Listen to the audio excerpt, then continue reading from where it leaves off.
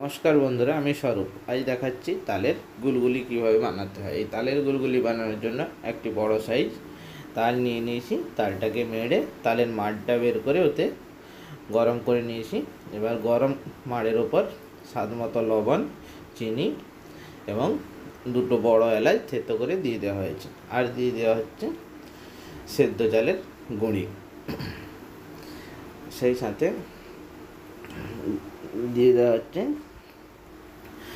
এর টেস্ট বাড়ানোর জন্য কুচানো নারকেল। আপনারা নারকেলটা চাইলে কুড়িয়েও নিতে পারেন। আর এই গুলগুলিগুলি যাতে সফট হয় সেজন্য এতে দিয়ে দেওয়া হচ্ছে সামান্য পরিমাণে ময়দা। এই ময়দা, নারকেল সমস্ত কিছু দিয়ে এবার খুব ভালোভাবে ব্যাটারটাকে মাখিয়ে নিতে হবে।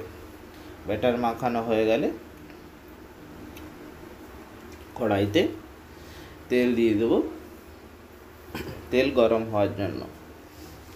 তেল গরম হয়ে গেলে এই ব্যাটারটি থেকে ছোট ছোট আকারে ছেড়ে দিতে হবে গুলগুলির আকারে। এবার তেল গরম হয়ে গেছে কড়াইতে, এবার গুলগুলির আকারে ছেড়ে দেওয়া হলো। আর এগুলিকে উল্টে পাল্টে ভেজে নিলেই তৈরি আজকের গুলগুলি রেসিপি। এখন বর্ষাকাল, সব জায়গাতেই তাল পাওয়া যায়। আপনারা চাইলে এই রেসিপিটি একবার বাড়িতে ট্রাই করে দেখতে পারেন। আর আমার এই রেসিপিটি যদি ভালো লেগে থাকে তাহলে অবশ্যই একটি লাইক এবং শেয়ার করতে ভুলবেন না। আপনাদের একটি লাইক এবং একটি শেয়ার আমার কাছে মহামূল্যবান এবং আমাকে নতুন কোনো ভিডিও বানানোর জন্য ইন্সপায়ার করবে।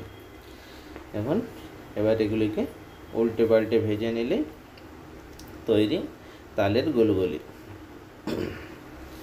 সামনে বিশ্বকর্মা পুজো, তাহলে অবশ্যই একবার এই রেসিপিটি তাল শেষ হয়ে যাওয়ার আগে বাড়িতে ট্রাই করবেন।